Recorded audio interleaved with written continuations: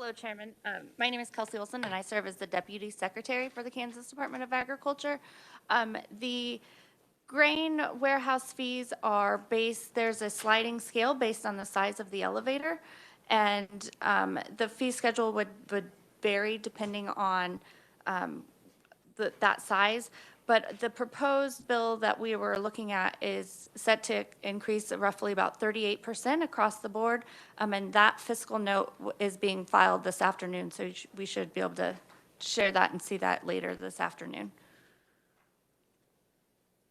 Gardner. So going up 38% across the board, but the total fee increase is $130,000. Is that correct? It's actually $117,000.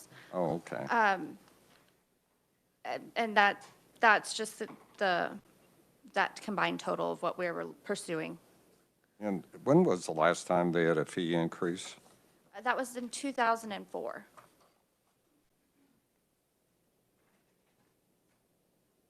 Okay, thank you. Johnny Vaughn. Thank you, Mr. Chairman. So I just want to make sure, I'm so sorry, I was focused on something else when my colleague, so you want to put $130,000 back in the budget for, I'm sorry, could you please repeat what you wanted to do? I want to put it back in for the grain inspectors. And do we know, where is that at? And do we have a page, Victoria, where that's at? No. Oh, go ahead.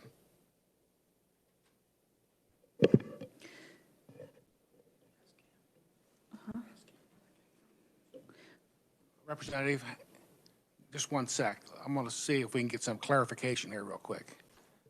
Thank you, Mr. Chairman. Randy Stuckey, Kansas Grain and Feed Association. And so there wasn't money taken out of the budget for this program. The program is just currently short about $130,000 a year to have their 6th inspector. The request then would be, instead of the full increase in fees, and there's a bill to allow the Kansas Department of Agriculture to do this, I guess would generate about 117 or give or take a year. So this request would, instead of increasing the fees, which there are two sorts of fees. There's the license fee, which alone would be, I believe, close to an 86% increase. But there's also a $500 per location fee. So together, that fee is not increasing. So if you don't increase that fee and just the license fee, it does reduce that to the 36 or whatever that was. But just on the license fee itself, it'd be about an 86% increase. And in total, the request would be, well, KDA just said 117,000 would get it done. So I guess the 117,000 or anything less than that even would help offset that fee increase that is otherwise going to be felt by the elevators of the state. Again, with a sliding scale, but the increase is the same percent on everybody. So it's not money taken out. It's just money that would be increased in fees if it's not added in addition to the current SGF. Representative Hahn. Yes, sir. So you said that there's a bill already in process in order to increase those fees. So if we find a place in this budget to be able to give you $117,000, then does that bill go away, or do we have a fee and now we have an increase in the budget as well? So it's a great question. That's an obvious question. The fee increase, the bill would give the KDA the authority to increase fees. And we would still be in support of that, because in the future, the fees are going to have to be increased as costs go up.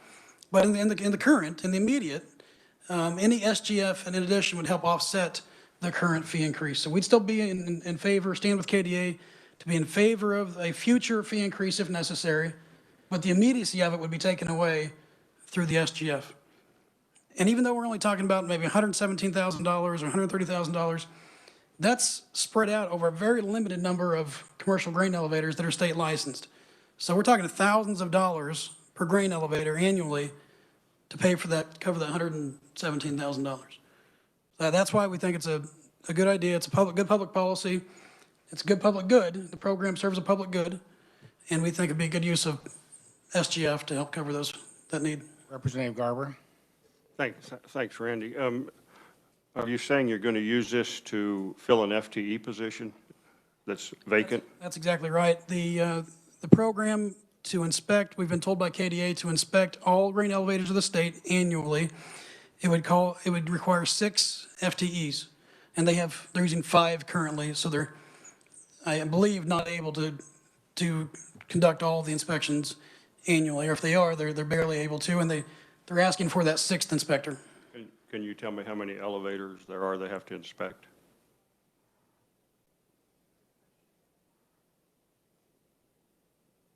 I believe it's about 45% are state licensed and the balance are federal licensed, but that actual number, Kelsey, do you have it?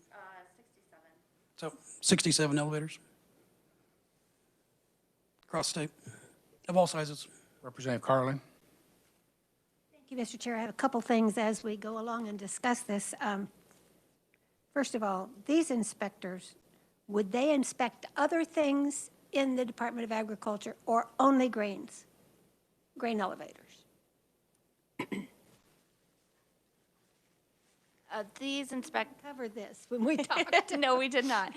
These are inspectors that are specifically assigned to the grain warehouse inspection program.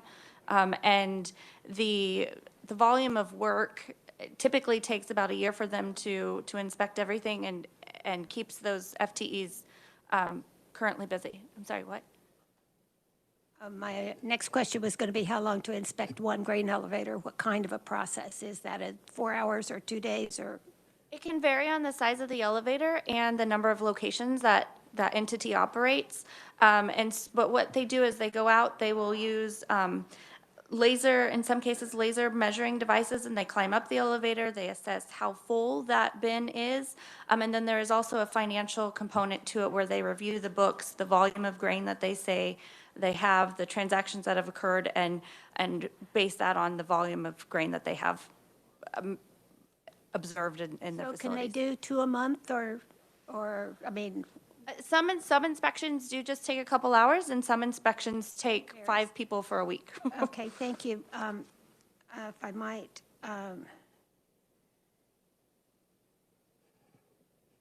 since we have a bill to do this, and I realize that it would take a long time to accumulate $117,000 from fees. I don't know how long, but fees don't generally, I mean, we keep a couple $100,000 in those accounts most of the time. Do we have a fund balance in that account now? And I don't know what that is off the top of my head, but there was a fund balance that when the grain inspection program came to KDA, it was provided a reserve fund that we have been spending down. Roughly, it varies from year to year, but we usually are spending around $90,000 in addition to what we bring in from our fee revenue. Kind of cleaning it out every year. Yes, That's we the point I needed. anticipate being out of funds in fiscal year '22. The reason I asked that was I wondered if we should do this by a proviso to do it for 1 year, or if it was something we needed to continue to do. If once we put it in the State General Fund budget, then what? That's my question, and if anybody can answer that. And thank you, Mr. Chair. Representative Gardner? Thank you, Mr. Chairman.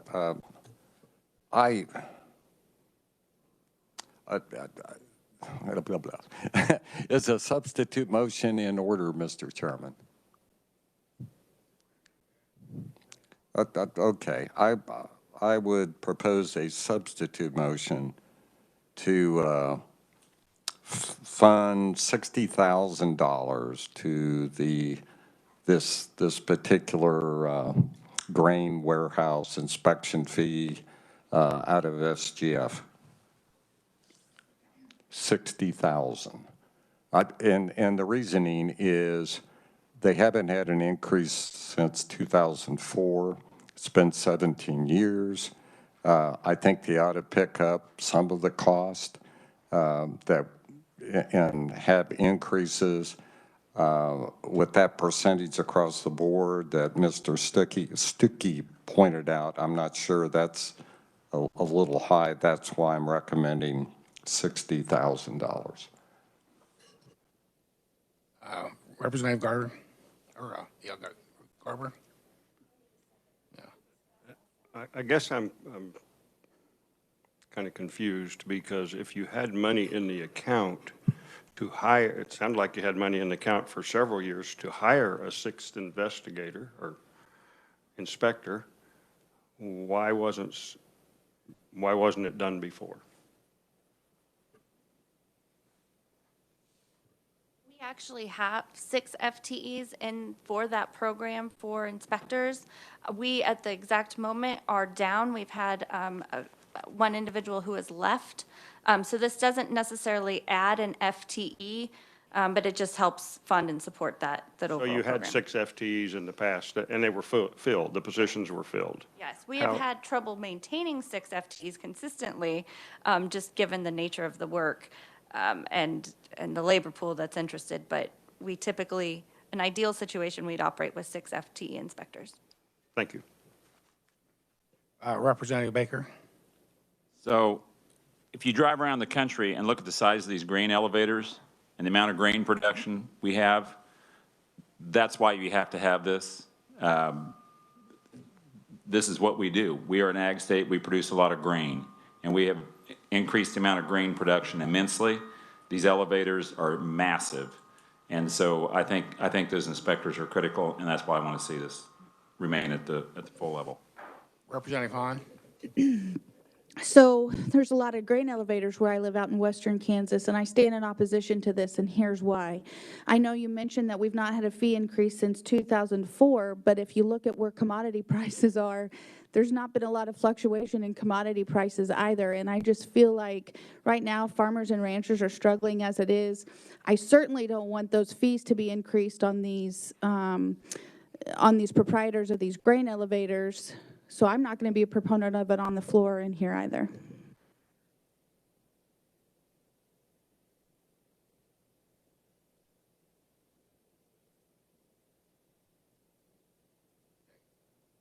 So we've had a second on the substitute or not? Yep. So those in favor of the Gardner $60,000 substitute motion, raise your hand.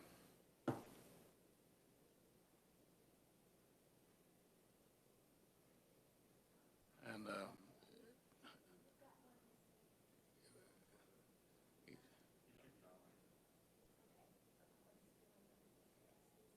what is it, Victoria?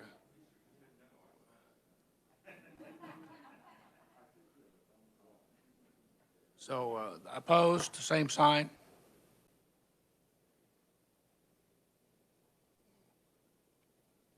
Where are we at, Victoria?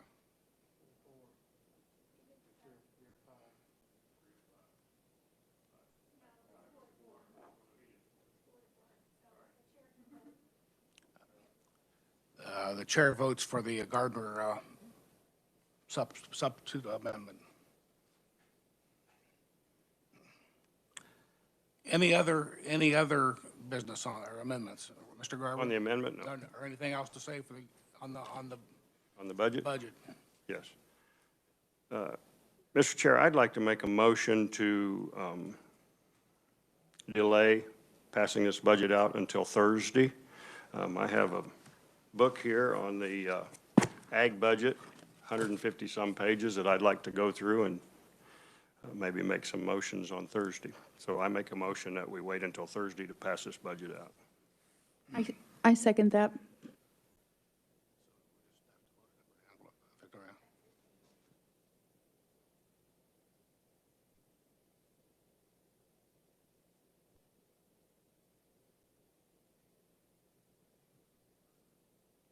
It'd be a motion to table, like.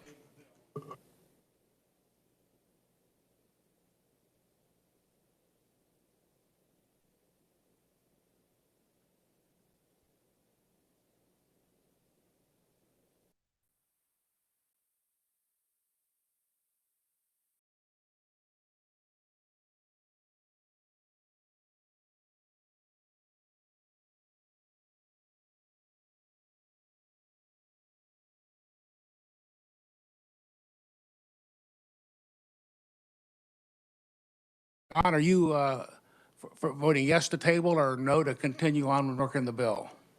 I'll vote to table to allow time to, for him to read the document that give us for a count, Victoria?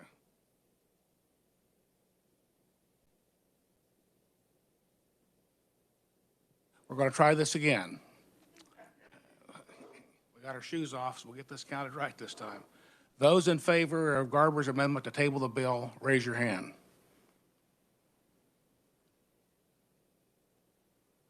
One, two, three, four. Opposed, same sign. 4-4. We're going to work this and get it out of here. And I can see what's, as I've showed some people in what we've got coming up, the train will just be missed, wrecked. So, and we need more time to work these budgets because it's millions and millions of dollars. So, next, anything for the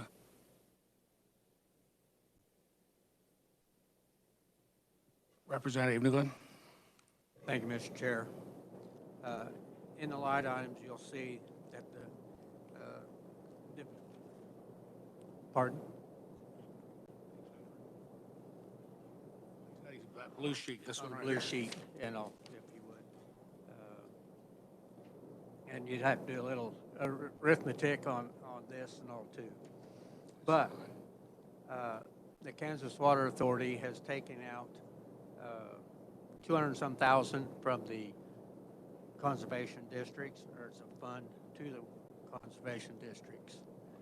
These small conservation districts, and all, some of them are multiple county, and they have very small budgets to work with, and they do a tremendous amount of work with the producers and all in each of these counties. Conservation is one of the most important things that we can do as an entity to help producers do these soil type conservation practices. They do a lot of work with youth programs, a lot of work just within the counties and all. And I feel that these dollars that they're being cut is, they struggle, keeping secretaries hired, and there's just a lot to it and all. And so I'm going to make a motion and all then to restore that $200 some thousand back into the budget, through the aid to conservation districts, so that we can help keep them funded. Second by Mr. Baker. I've got a question. Representative, where is that money, lottery money, or where's the money coming from? Or is it? They'll have to figure out exactly where that money comes from and all. I don't want to see it come through SGF and all, but maybe Victoria can help a little bit more on that.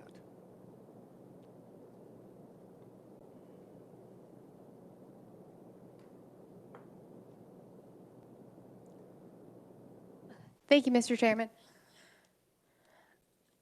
So the blue sheet, for those who are online, is the State Water Plan Fund table. And the State Water Plan Fund has a couple of funding sources. Towards the bottom of the page, you can see receipts, which is basically fees that are charged. And then underneath that, you can see transfers and adjustments. So a major funding source for the State Water Plan Fund is a transfer from the State General Fund. But in statute, it's supposed to be $6 million, but it hasn't been $6 million since 2008. It's always been less than that. The second transfer is from the Economic Development Initiatives Fund, which was kind of mentioned is generally funded from casino and lottery revenue. And that transfer is supposed to be $2 million, but that also has not been fully transferred since 2008. So with Representative Newland's amendment, you have a couple of options. You could, without specifying a funding source, you could put the State Water Plan Fund in the negative, because you can see on the far right column, the ending balance, which is the very last number, is 679. Obviously, that is less than 200,000. I'll say that generally, negative balances like that get cleaned up in conference committee because the Senate side will add things as well, and we just kind of clean it up to cover the projects that are added. Or you could specify that you want to increase that transfer, the state general fund transfer, which is right now a little over 4 million, but again, in statute, it's supposed to be 6 million. Or you could increase the transfer from the Economic Development Initiatives Fund, which right now is 500,000, and again, is in statute, 2 million. So those are kind of your options. Representative Carlin? We need to specify where it comes from this committee. That's what, it's not like city government where you tell the boss to do it. No, we have to figure out where we want to take it. Or you can just put the fund in the negative, which. Well, that's not a good idea. Thank you, Mr. Chair. Representative Gardner? Thank you, Mr. Chairman. Representative Newland, can I go back just briefly to the blue sheet? And we're talking aid to conservation districts, that line? That is correct, That's yes. from the 2,192,000 to the 1,973. Okay. I'm supportive of this. I would recommend, Representative Newland and committee, that we just take that 200 and some thousand, and I would take it and add it into EDIF, Economic Development Initiative Fund. And the reason there is that it really doesn't make any difference. The Economic Development Fund monies flow through, as Victoria already pointed out, from the lottery and casino money. It's 40, if I remember correctly, 42 million some odd dollars. Wasn't that right, Victoria? And we have now 11 or 12 million that is not being used and transferred to SGF. So there's some money there that ends up going to SGF anyway. We've tried this year after year on trying to supplement different line items. For some reason, it doesn't ever seem to be successful, but that would be my recommendation, Representative Newland. Representative Carlin? Thank you. I agree with that because, Victoria, didn't you just tell us that we're only taking 500,000 from EDIF and it's supposed to take 2 million from that? Correct. So we should go back to that fund until we reach 2 million and, and then we can look at other sources. I agree. Thank you. Representative Newland? Thank you, Mr. Chair. Mr. Chair, I apologize for not having this all set together and all beforehand, but I totally agree, with my colleagues that this would probably be the best place to put that, and that would be part of my motion then, is to replace this 200-some thousand and use EDIF and all for those funds.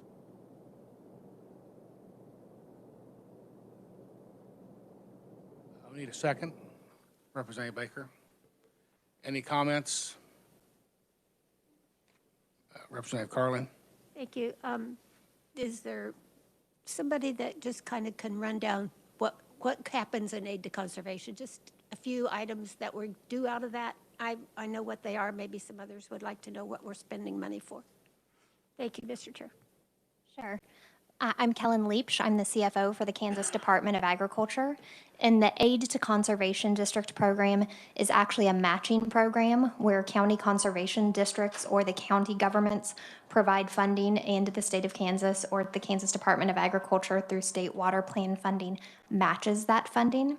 And so while each county receives a small portion of that funding, it does provide a large level of support, primarily in salaries and wages, for conservation district managers in those counties that are actually working with producers, farmers, and ranchers on the ground in those counties, as well as providing educational opportunities for the 102 counties that have conservation districts across the state. So it actually is an excellent opportunity to leverage those funds because it is matched with funding at the county level. Representative Hahn? Thank you, Mr. Chair.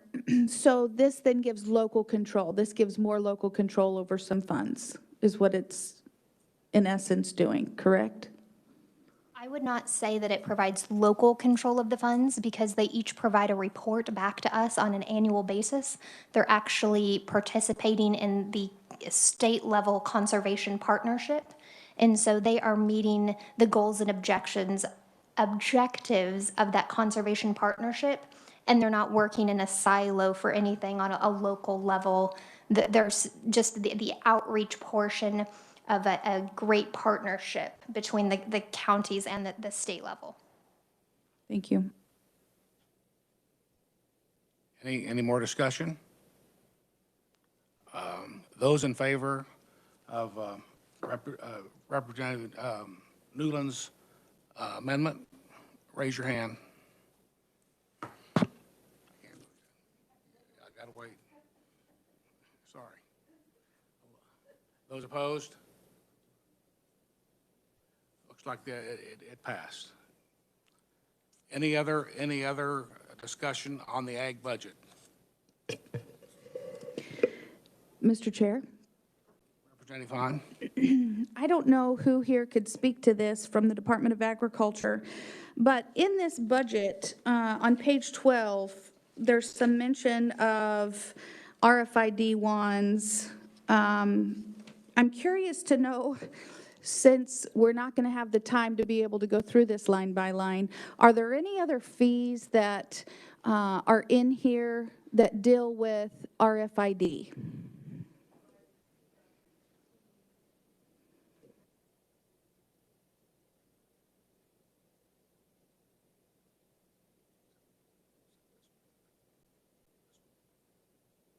Representative, the RFID wands that you're referring to is a cost share program that is administered by the state, but it is a USDA funded program. So state dollars are not actually spent. It's a program that veterinarians can purchase the wands. That money flows into the agency, but we are reimbursed from the federal level, it's a USDA cost share program through the ADT program. And it's not, state dollars are not spent on the wands. So there's no other, and I apologize, there's a few graphs in here, and I just haven't gotten through all of them. So there's no other expenses in here that are dealing with, because I know Cattle Trace was a pilot program also funded, underwritten by USDA, and so there's no other programs in here, nothing else, no other expenses that are funding RFID anywhere in this budget. Not that I'm aware of. Cattle Trace, there were state dollars that were awarded towards Cattle Trace, and that program, those funds have expired and ran out. But at this point in time, there are not currently additional funds that I'm aware of. Okay, thank you so much.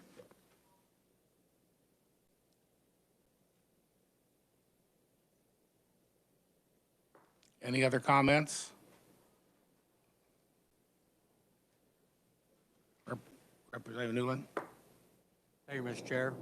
It is my opinion then that I would make a motion to pass the ag budget out as amended. Second by, wait a minute. Are you? Second by Jim. So,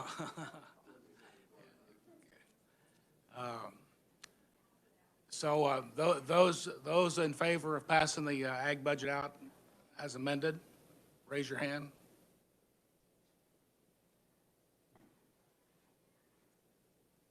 Those opposed?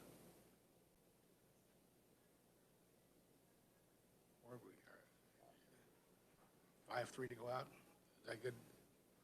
Well, 5-3 and it's out. We're moving on. Ag budget is moving to Probst.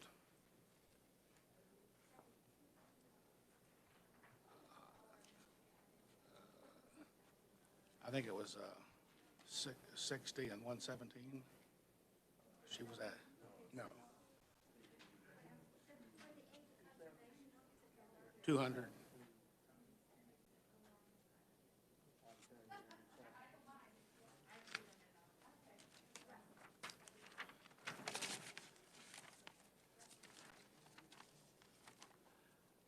Next on the agenda is the Citizens Utility Ratepayer Board budget, and Victoria is going to give us an overview. Right. Hearing.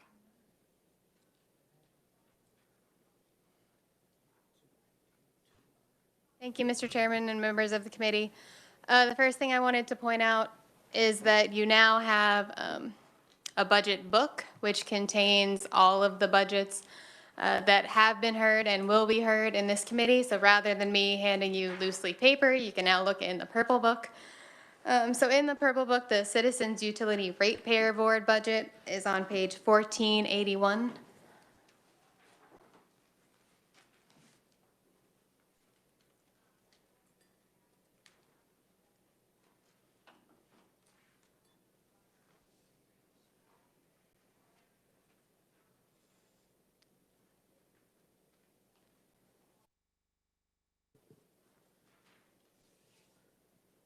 Give you a second to find it.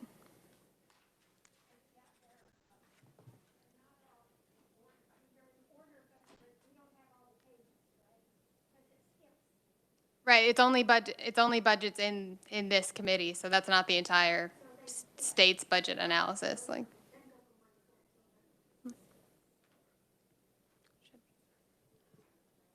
Okay, great. So looking at that first page, CURB's mission is to protect the interests of residential and small commercial utility ratepayers in Kansas by providing them with competent, quality legal representation before the Kansas Corporation Commission, the courts, and the legislature. I read that because most people ask what CURB does, so, and they'll tell you more about it, but it's not obvious from the name. So we'll move on to the budget. Moving to page 1487.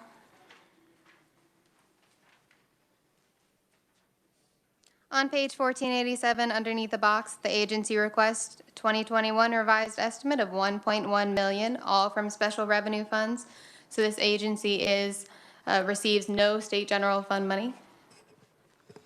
This is an increase of $86,000 above the fiscal year 2021 approved amount.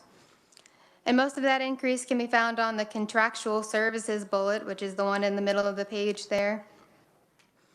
And most of that increase is due to carryover funds for consultant services. So the agency has the authority to carry over unspent funds for consultant fees. The agency will consult with economists, accountants, attorneys during cases. And because they don't know the amount of cases that they're going to hear each year, they're allowed to carry over those funds to make sure that they have enough money to cover however many cases come up each year. So that's the majority of the increase for fiscal year 2021. And at the very bottom of the page, the governor has concurred with the agency's fiscal year 2021 revised estimate.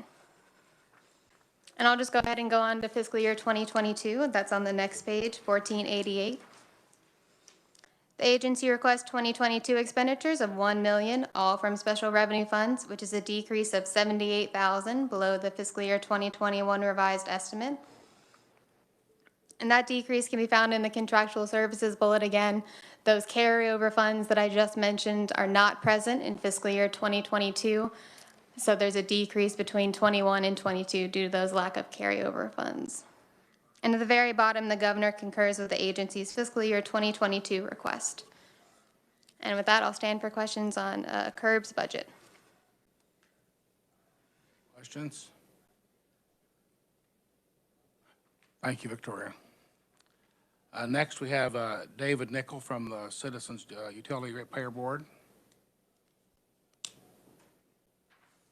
Good afternoon, Mr. Chairman, members of the committee. Thank you very much for the opportunity to to speak to you this afternoon. It's always a pleasure to speak before this particular committee.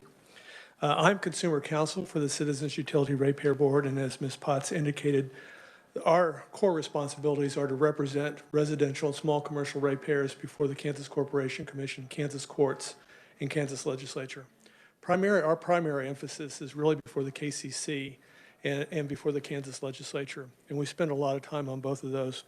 I have prepared for the committee's perusal our performance-based budgeting metrics. At the outset, let me tell you a little bit more about how the Citizens Utility Ratepayer Board was founded and what its makeup is, and then relative to what other consumer advocate agencies are in the United States. So we were created in 1989 by statute. In 1991, we became an independent agency of the state of Kansas. We have 5 board members that direct the activities of our staff, the Consumer Utility Ratepayer Board. There are 4 members that are one from each of the congressional districts and then 1 member at large. The board members spend over 100, they're volunteer, they're unpaid, but they still nonetheless spend probably about 100 hours a year and study various issues to direct the activities of the Consumer Council and its staff. In that way, they really do represent the state of Kansas in terms of the activities of the Consumer Utility Ratepayer Board, which I'll call CURB. We are a very small agency. We only have 7 members. We are like a lot of other states. The majority of states have consumer advocates for their utilities, with regard to their utilities. In Kansas, we have 7 full-time employees relative to median consumer advocate offices of 8.5. So we try to maintain a very prudent footprint. Our budget is approximately $1 million a year, subject to whatever carryover we have with regard to our consultants. And the median budget for consumer advocates across the nation is about 2.4.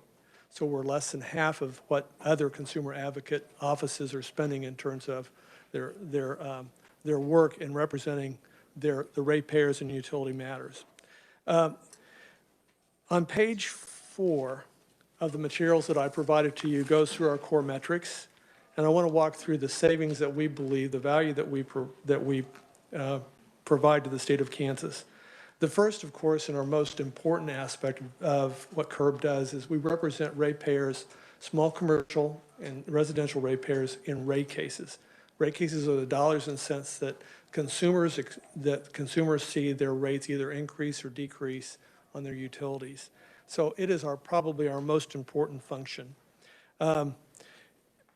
This year we intervened in 3 cases, which is actually a little bit below normal. We usually see more rate cases filed on an annual basis, but this was a little bit slow, I think, because of COVID and other matters.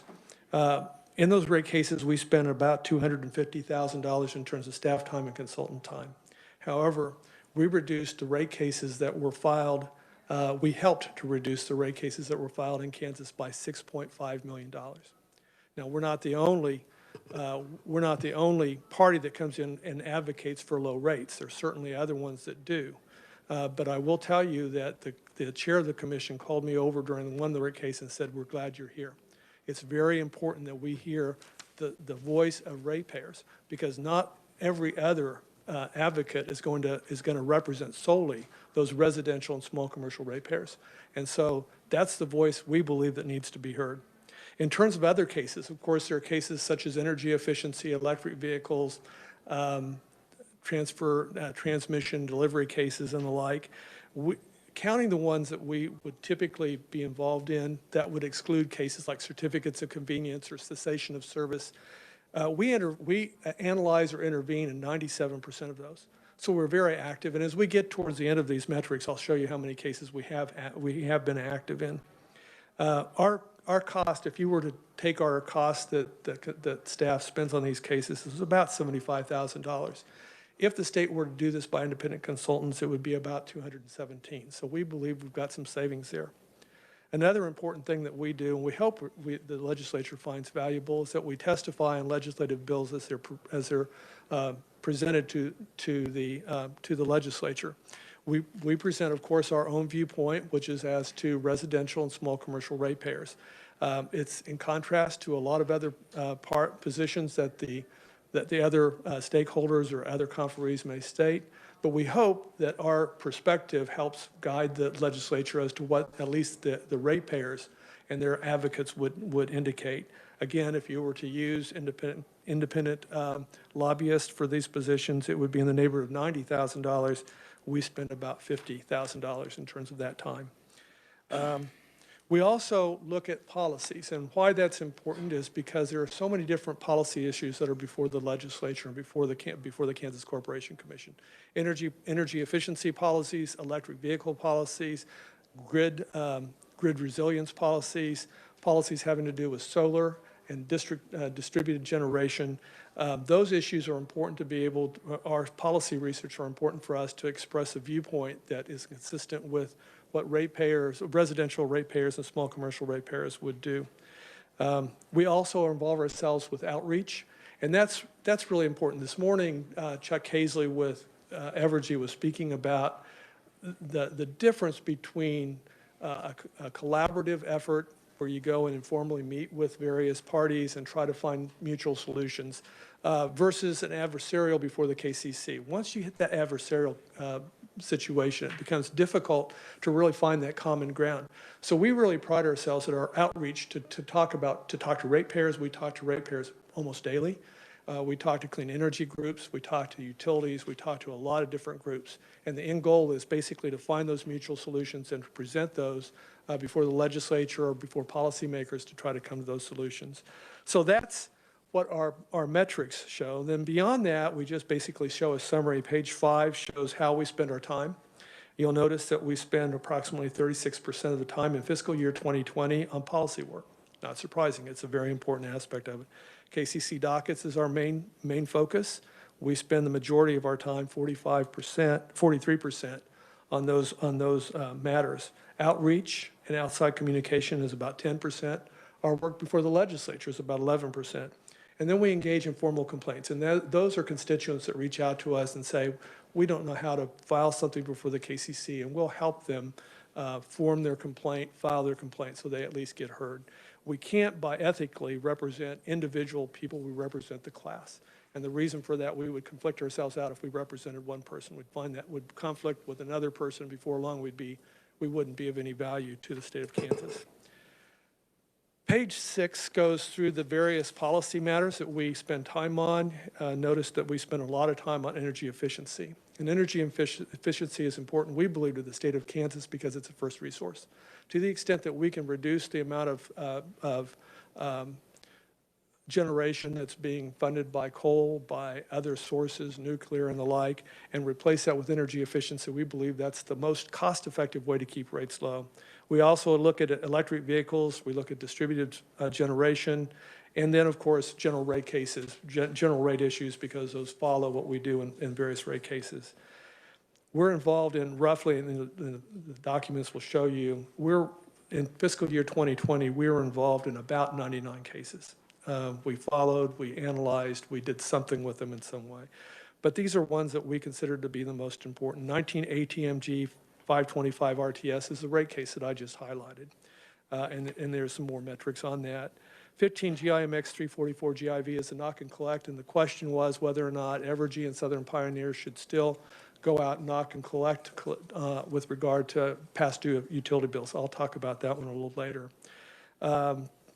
19 WSEE 355 TAR was a question as to whether or not an 8% interest in JEC, which is a coal plant, should be flowed on to the ratepayers. We took a position on that it should not. 20 KGNE 112 CON is a contract having to do with Spirit in Wichita and trying to keep them on system. We had an opinion on that to try to keep them on system. And 20 SPEE 169 RTS is a rate case having to do with Southern Pioneer in around Ulysses, Kansas. And then other dockets and other matters is shown below. So those percentages and the time that we spent are shown there. 1918 MG 525 has to do with that rate case that I talked about where we've got a $6.5 million in savings. The next two pages, 9 and 10, show how historically we've come in low relative to rate cases filed by Westar and KCP&L, now part of the Evergy system. As you can see, we've always come in relatively low. And then the following pages, 19 through, I think, 14, are the number of different cases that we're involved in. Now, that's fiscal year 2020, and during the first half of fiscal year 2021, we basically follow the same thing. The one difference that you can see is that during the first half of that fiscal year, we had no legislative input to speak of because the legislature wasn't in session. I do want to talk a little bit about our involvement with 15 GIMX 344 GIV and why that's important. That had to do with the knock and collect, and in essence, basically, there was a practice for utilities to knock on the door and try to collect the bills just before disconnection. We looked at that issue, and we determined that the issue, the worst thing in the world for people that are behind on their bills, is to have a debt collector appear at their door, knock on the door, and say, "Pay up, or I'm going to disconnect your electricity, or I'm going to disconnect your gas." I mean, how frightening would that be? With people that turn around and can't afford their medicine, can't afford their food, then all at once have to decide whether or not they're going to find the cash to be able to pay that, or are they going to turn around and maybe supply their food for their family or other things that they really need. So what we really saw was that the real heart of the issue was energy burden. And Kansas does have an energy burden. 15 to 17% of our families in Kansas have an unaffordable energy burden. That's an energy burden of 6% or more of available income. There is a large percentage of Kansans that have an unaffordable or impoverishment rate in terms of energy burden. That's 10% or higher. For those people, what we need to be able to do is try to figure a way to reduce those energy bills, maybe through weatherization, maybe through some type of low energy rate or something. We were the only party in that docket that suggested that we look at energy burden. And we got buy-in from not only the utilities, but also from the Kansas Corporation Commission staff. And I'm happy to report that on February 1st, we had our first meeting and plan to have another meeting to discuss this in March. We hope to go forward and at some point present something before the legislature to help those poor Kansans who can't afford their energy bills. We believe that's the most valuable thing that we can do as advocates for residential and small commercial ratepayers. It does affect the entire economy of Kansas. So that's kind of an overview of what CURB does. We hope you do find value. It's always a pleasure to speak before you. Thank you so much for what you do, and it is an honor, of course, to represent residential and small commercial ratepayers in the state of Kansas. Thank you. I'll stand for questions. Questions from the committee? Representative Newland. Well, thank you very much for your report. Thank you, Mr. Chair. A couple of, I hope they're not silly questions, but the first one is the makeup of the board.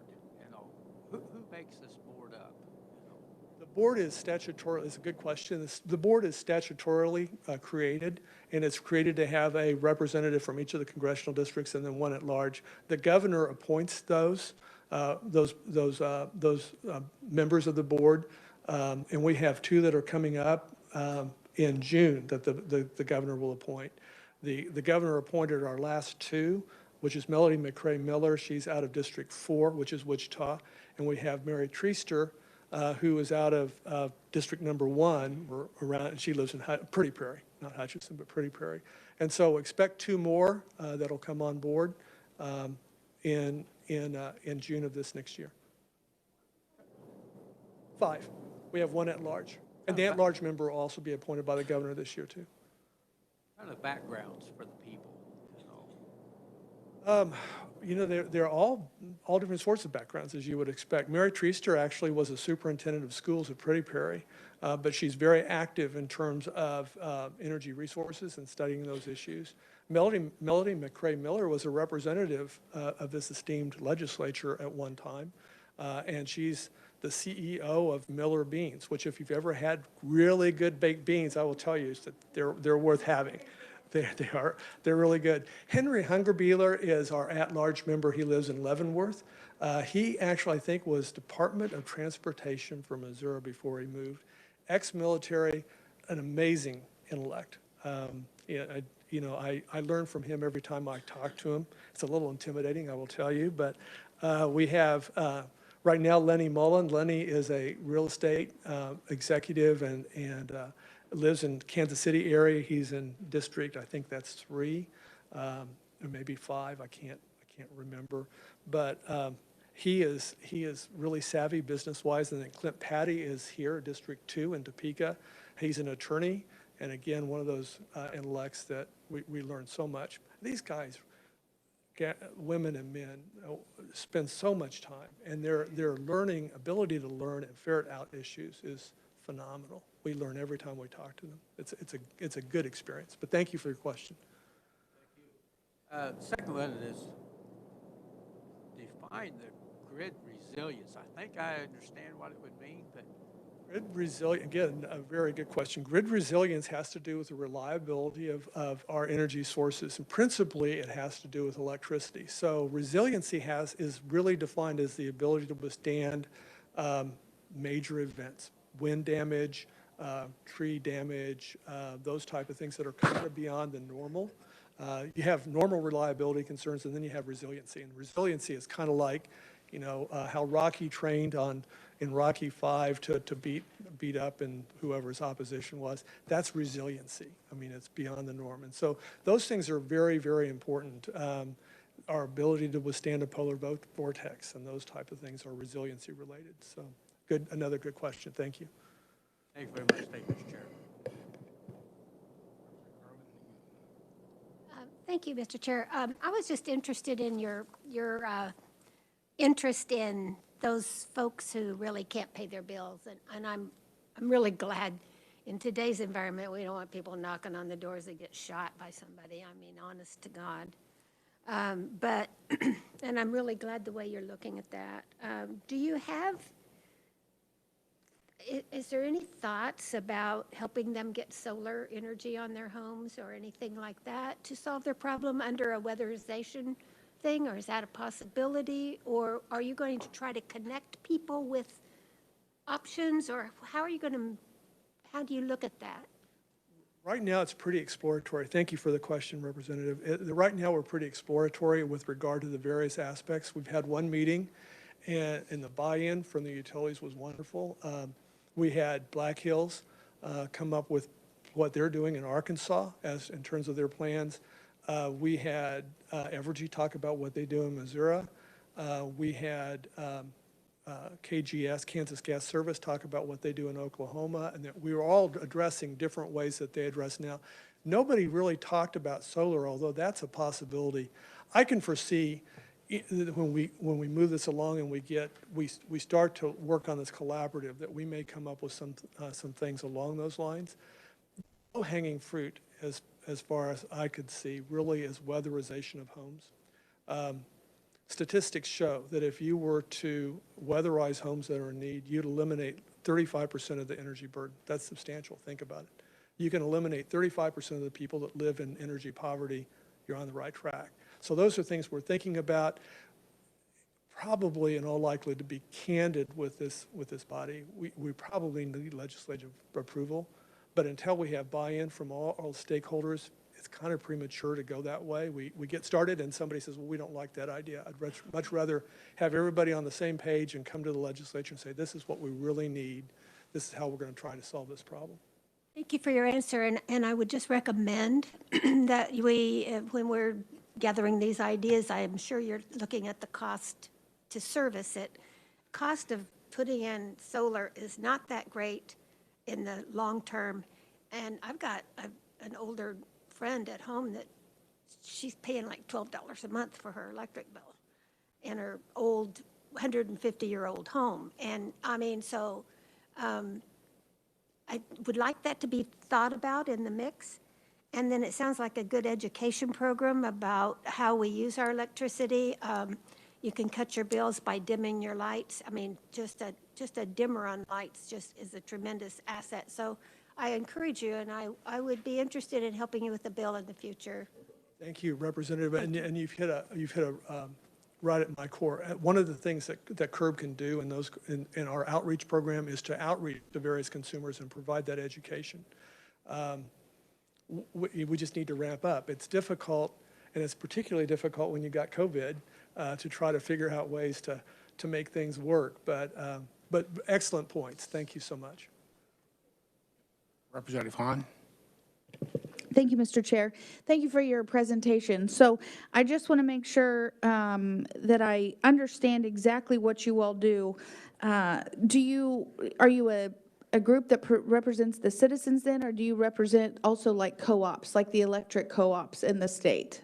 Thank you, Representative Hahn. By statute, rural electric cooperatives are free to exempt themselves out from regulation under the KCC.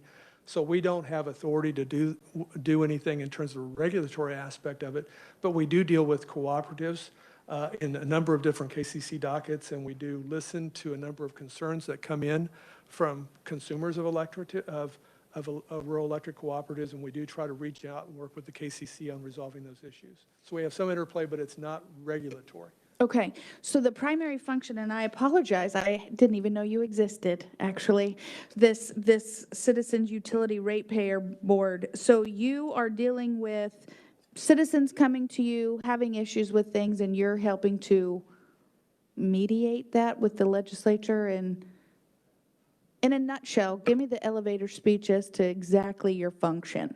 Well, our primary function is to represent the class of residential ratepayers and small commercial ratepayers before the KCC and before the legislature. So, for example,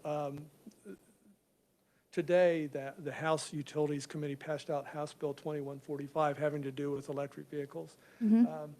As from a class standpoint, CURB analyzed that bill and determined that we think it's beneficial to the state of Kansas to have that legislation on the books, which basically says that electric vehicles are not subject to regulation by the commission, which means hopefully we'll see more electric vehicles, charging stations emanate throughout the state, and that they will not be paid for through a rate case. So that's one aspect of our legislative aspect. And then as a class, when Evergy comes in and they file for a rate case, let's say for $50 million, we'll analyze that from the standpoint of what would residential ratepayers like to see in terms of their rates. And we'll fly spec that application and try to reduce it as much as we can reasonably under the law. So that's probably where we are. Our outreach programs deal more with rural electric cooperatives, and stakeholders are all over the gamut. And thank you so much for bringing that up, because actually Lane Scott came to my office last week, who's our co-op. And so you are, and I was given, not from Lane Scott, but from a different group, that we actually have the second highest residential co-op rates in the country, that Kansas does. And so do you help, I mean, since they're unregulated from you all, do you help that was kind of alarming to hear that these co-ops have pretty high rates, industrial rates as well. From a regulatory standpoint, CURB nor the KCC has authority to deal with those rates. They're exempt from regulation. However, one of the things that we're working on with public affairs and consumer complaints with the KCC and our office is to take matters that are non-jurisdictional, and when we see things like that, to report to the legislature. We recently got a case, in fact, it's about 2 days old, from somebody with KCBPU that was told that they could not they would not have their bill connected unless they paid their past due bill, which happens to be 17 years old. I can tell you from an ethical standpoint, if you brought an action to try to collect a bill for something that's 17 years old, the ethics committee would punch your ticket. You would no longer be allowed to practice. It is unlawful to try to collect that, and why BPU is trying to do that, I don't know. Now, they're non-jurisdictional, but I'm going to speak to the legislature in charge of that district and say, are you aware it's occurring in your district? We hope by that means we have some involvement to try to bring in practices that aren't exactly what they should be. So who does have jurisdiction over these co-ops then? The board, the Rural Electric Cooperative Board. Okay. All right. Thank you so much. Representative Newland? No? Nope.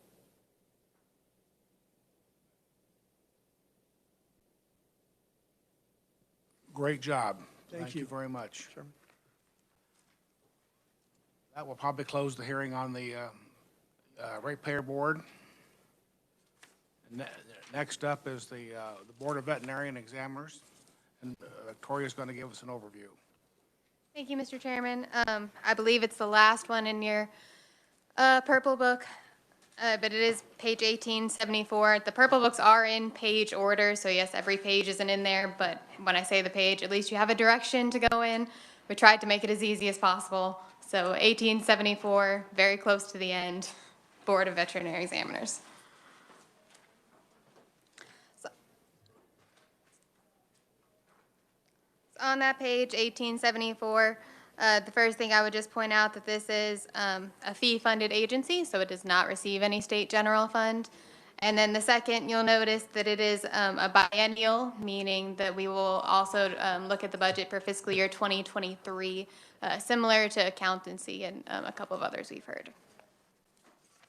So we'll move straight into the budget on page 1881.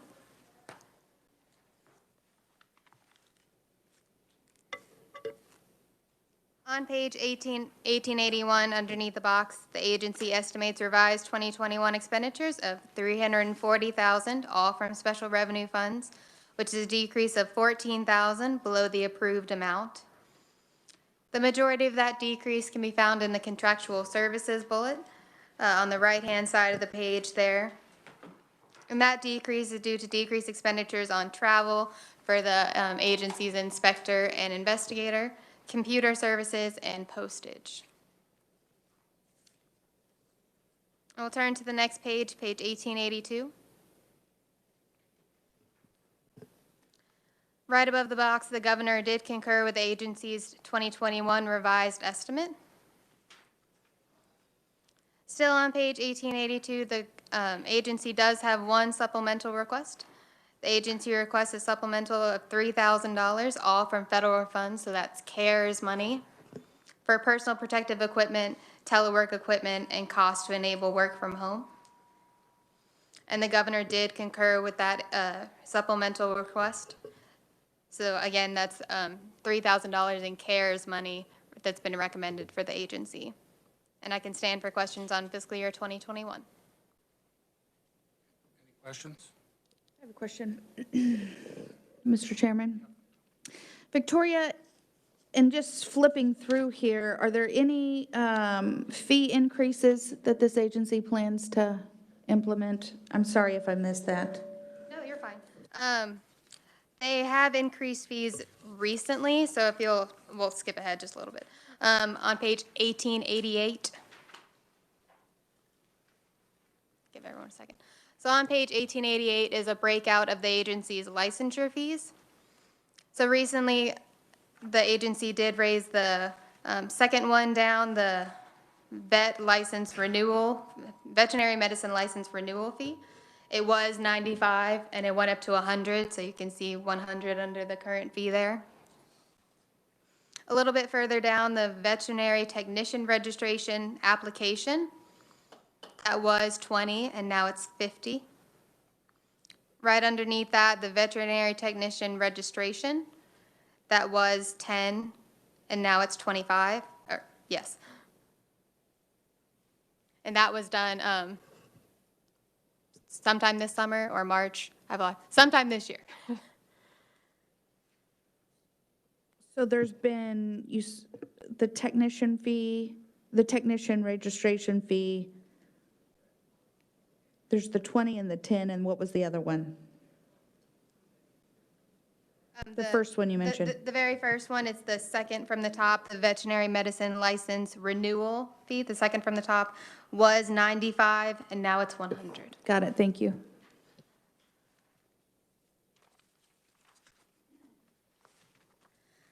Mr. Chairman, I'll go back to, or start fiscal year 2022, and that's on page 1883. On page 1883, underneath the box, the agency requests 2022 expenditures are $355,000, all from special revenue funds. This is a decrease of about $4,500. The majority of that is the no more CARES money, so we talked about the supplemental for $3,000. That's not in fiscal year 2022. And there's also a little bit of a decrease under salaries and wages. The agency hires a new administrative specialist at a lower salary from the one that retired.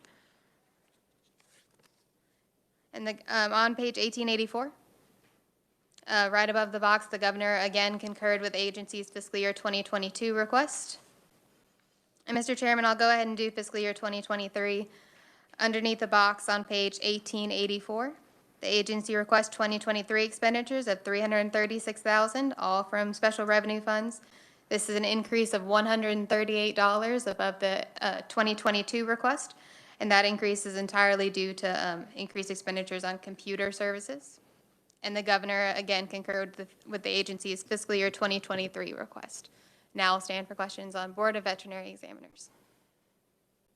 Any questions? Great job, Victoria.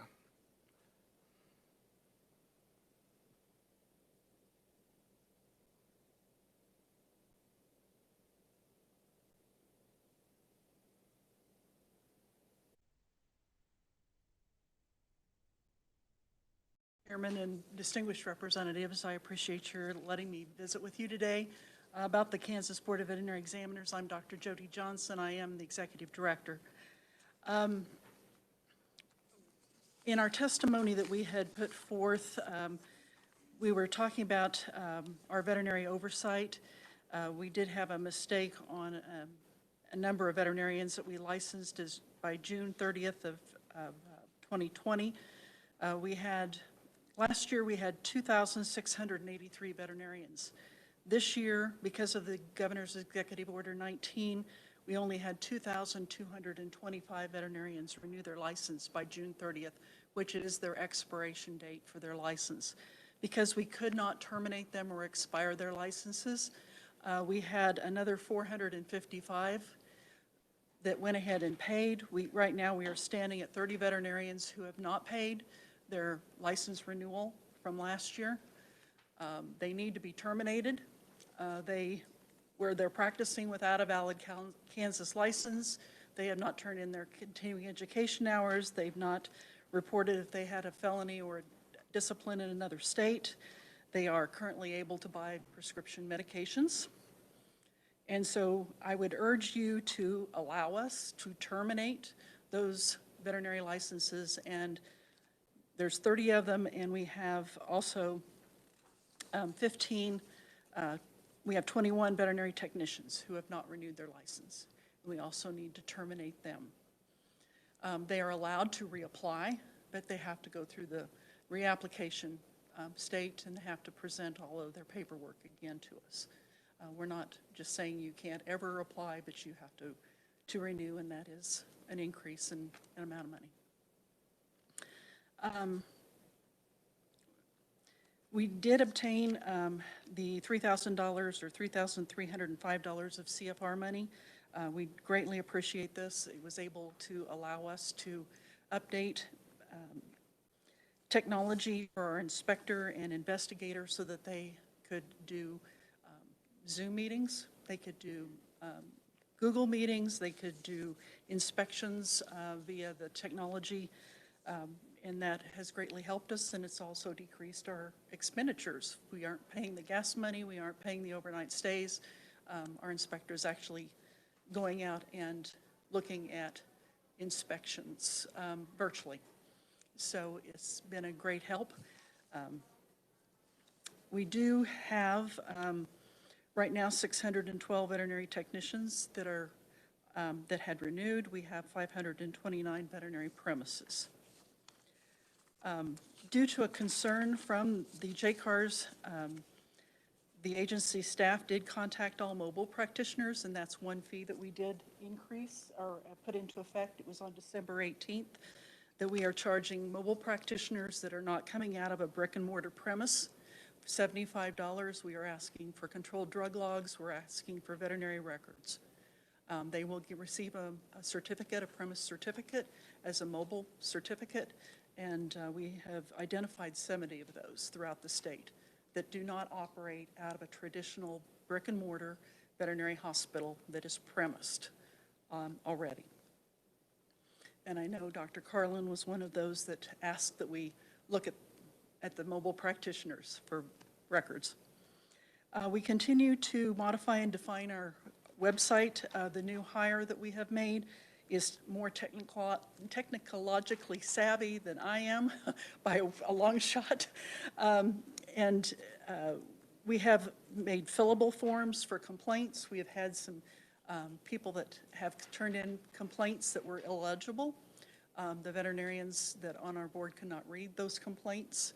So now it is typable so that they can go out on the website and type in their complaint to give it to us, so we get it accurate. Approximately 1/4 of the license renewals and 3/4 of the technician renewals are coming from our online registration. We do have fillable renewal forms now, where maybe we won't have to print out 2,800 renewal forms and send them out in the mail like we have in the past, that the forms are online. They can fill those out and get that done. During the 2020 COVID-19 pandemic, our inspector and investigator were based in their home offices. I sent them home. I gave them printers. I gave them office supplies. I wanted to make sure that they were able to stay away from the office in any public areas. They did virtual complaints. They would do virtual interviews. They would do virtual inspections. The veterinary practices drastically limited their human contact. They would have the people sit out in their cars and they would go out and get their animal and take them into the hospital, trying to reduce their exposure to COVID-19. And I want to applaud my staff's efforts in using their ingenuity and the technology that they had to achieve the goals of the agency in inspecting premises and taking care of complaints that come from the public. Representative Gardner. Thank you, Mr. Chairman. Jody, thanks for being here. Give me a little more information on the governor's executive order was 19. It was 19. It was clear back last spring. And that extended the renewal for licenses? 90 days past the end of the declaration of an emergency. And now the legislature has just pushed that to March 31st. Oh, March. So now it's not, now we're 90 days past that. We're almost to the 1st of July before we can terminate a license. And so you would need legislature approval? I would think so, unless the governor wants to make another executive order. And I don't think she can do that with legislature in session. No, I think you're right. Victoria, I'm sure we're not the only licensee that's having problems with this. I think real estate licenses, pharmacy licenses, there's numerous ones that are continuing to push those out. Well, and I guess that gets to my question on process. Victoria, I don't know if you can do some, at least looking at what we need to do this, as Jody's already pointed out, it doesn't affect just the vets, it affects everyone else that through this emergency order. And so I guess we need to get a response from somebody to say, okay, we're going to just go ahead and keep the extension, and so what if they don't renew? There's nothing you can do about it. So I don't know, can you do some work on that, or at least research, or somebody give us some guidelines? Sure, thanks. So basically, you're kind of wondering what the process would be for, I don't want to say overturning an ERO, but like maybe adjusting it, or if it's even possible, basically. Sure, I can definitely look into that, and I'll have an answer ready for discussion tomorrow. Question I have, if that is the way it's currently written, and they would have 30 the days past their 90 days, past. I mean, that's, being the devil's advocate, it's not truly their fault. They're still within the window, aren't they? Or do you want to close the window? Is that the point? I would like to close the window before our renewal for veterinarians ends on June 30th every year. We have this 30 veterinarians that are still continuing on. They're going to owe last year's fee. They're going to have to owe this year's fee by June 30th if they want to stay licensed in Kansas. Otherwise, we just keep letting them We have one older veterinarian who wants to retire, but he wants to keep his license in effect as long as he can. So he's sitting out there, we're renewing him every month on the website because we can't terminate him. And he's not going to pay his fee because he wants to retire. And just to follow up, it's kind of like Representative Gardner said, it's just not this veterinarian. I mean, there's hundreds of people with different, all over the state. So, yeah, so anyway, Representative Hahn. Yes, thank you, ma'am. So let's use him as an example, that older fella. So I love an older vet. They're usually smart as the dickens and do things that some of these younger guys don't do, actually. And so when he renews every month, is he paying a fee every month, or how does that work? We are just extending his license on the website to the end of the next month so that he can buy prescription drugs, he can practice veterinary medicine for just another month, and then if we don't get something to be able to terminate him, we'll extend him another month. So I'm assuming you've written letters, you've called. We've emailed, we've called, we've written letters, probably at least 5 times of each of those to try to get these 30 veterinarians to either give us a letter that they want to retire and end their license, or pay up their money for actually it'll now be $100 because that went into effect December 18th. And so some of these then are, I'm assuming they're snail mail letters and not just email, because if they're of a different age bracket, maybe they're not getting it. I'm trying to give them the benefit. I'm trying to play devil's advocate also, just to give them the benefit of the doubt. It's a little hard to give them the benefit where it's almost a year later. Mm-hmm. We started sending those out the 1st of July. As, you know, are you renewing? We had 455 that responded. We have 30 that have not. Mm-hmm. We contacted them again in August. Mm-hmm. We contacted them again the end of September. Mm-hmm. And we just not have had a response. Not response. Another question, if I might, Mr. Chair. These mobile vets, how has that gone over now that you've started going after the mobile vets for a certification fee?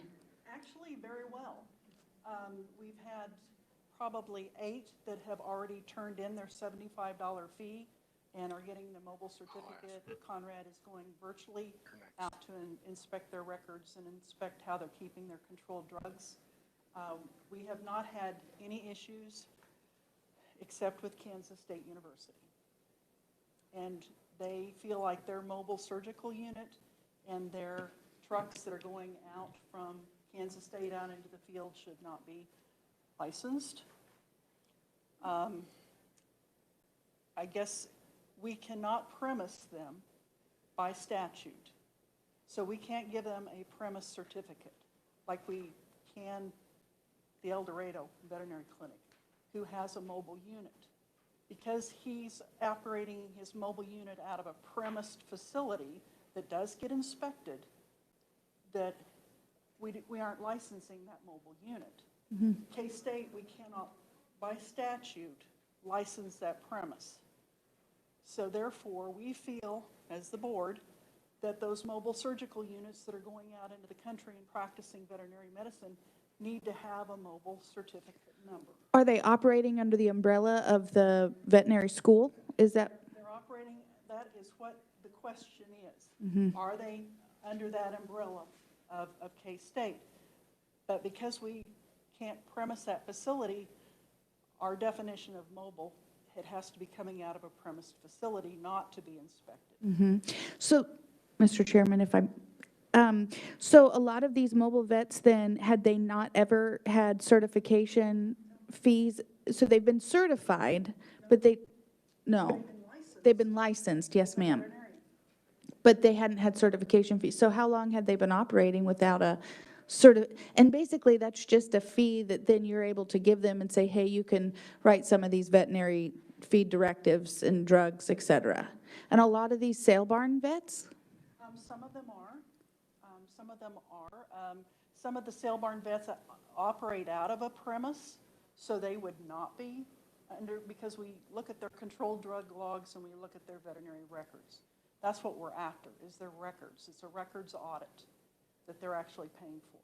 Just like we go into a premise and we audit their records and make sure their controlled drugs are locked up, that they are being accurate, that we don't have a drug diversion problem that's going on, that they didn't know, and all of a sudden it's showing up in their records.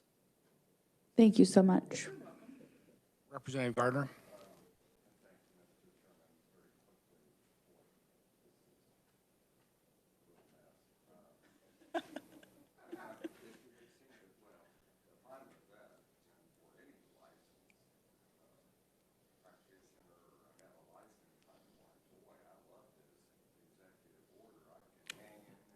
Absolutely.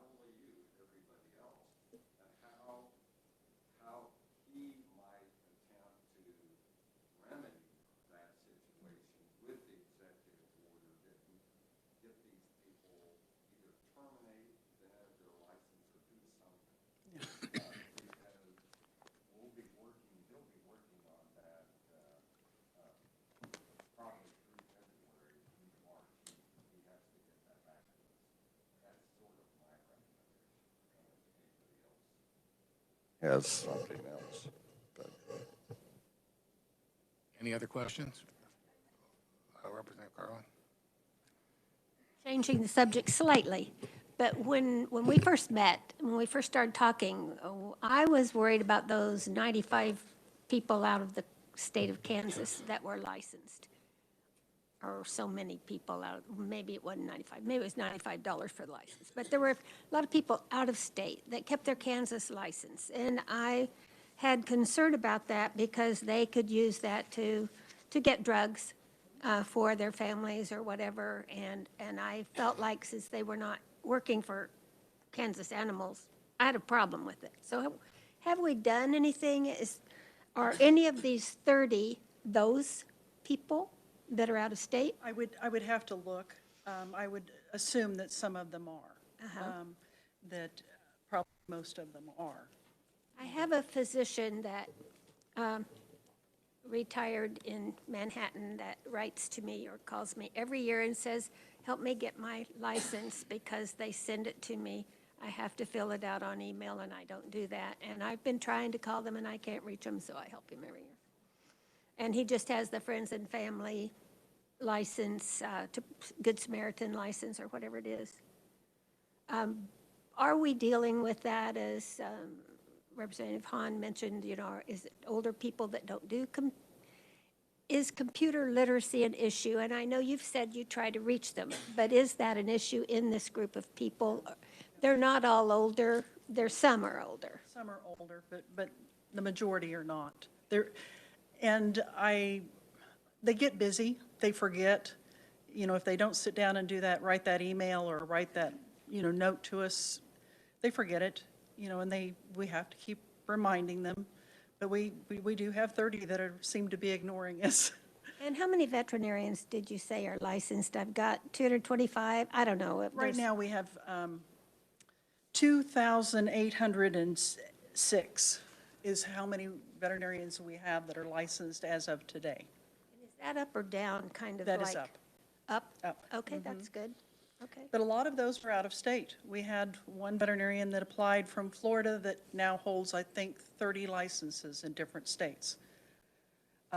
She owns Lap Love, that is a home euthanasia service. And so she goes and gets licensed in every state so that she can open up these franchises. She run by does work. veterinarians. Her company operates in every state. It's not just to get a license from Kansas so they can buy drugs. Okay, and I appreciate your memory on that and that you've worked with that. And I agree that we need to look at that ERO. And I think Representative Gartner has an excellent suggestion because it's got too many ins and outs for us in this committee. But I agree, we should help you somehow. Thank you. Thank you, Like I Mr. said, I don't think we're the only agency that is fighting this battle. So, but I thought I'd mention it while I was here. Thank you very much for your attention this afternoon. I appreciate it. Did you have? I do. I have one more question. How long ago were these fee increases, or how long ago did you increase the fees prior to this current fee change? December 18th is when they went into effect. And how long before that had you had those same fees? 1997 I was the veterinarian was increased by $5 probably in 2004. The other fees have been since 1997, that we have not had a fee increase. Perfect. I don't like fee increases because then when they come out to my place, then they charge me those fee increases. The other thing is, when do you think, well, Representative Howard actually wanted to ask this. I don't know why he's filtering it through me, but we'll ask it. What was the sunset on when people then are able to pay their fees and be up to date on their licensing? Is there a sunset? Like, have you sent out a letter and said by? No, you can't. Oh, you can't at all? No. Okay. It's 90 days past the expiration of the declaration of emergency. So they have 90 days past, right now, March 31st. Got it. Okay. Yeah. And we're required by law to send out a certified letter telling them that their license has expired. But we can't send out that certified letter until we know it's actually the done. dead date. So, and as a point of information, I appreciate those out-of-state licenses, and I think government should make it easier for business people to operate instead of causing all these different hoops we need to jump through. So I appreciate the fact that there's a lot of good out-of-state vets, for instance, in the horse business that come up to Kansas and practice. And so thank you for being mindful of that. I think that's good. Out-of-state veterinarians. Yeah. We have about 1,200 veterinarians that are out of state and hold a Kansas license. Some of them come in for feedlot usage, some of them for swine, some of them for poultry. But if they practice in Kansas, they have to have a Kansas license. This will be our last question, Representative. Yep.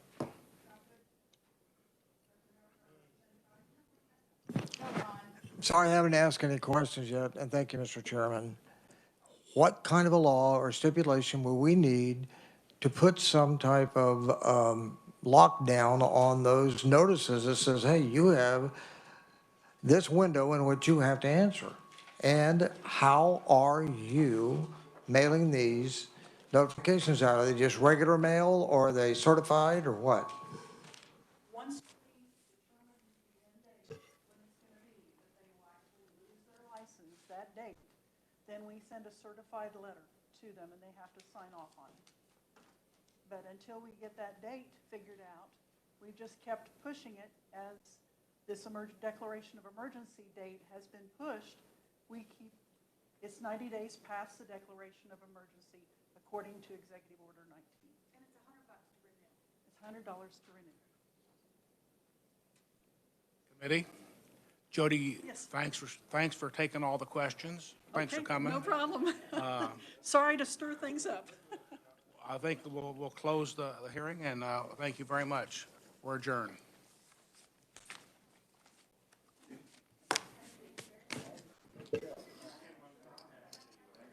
Yeah. Yeah, that's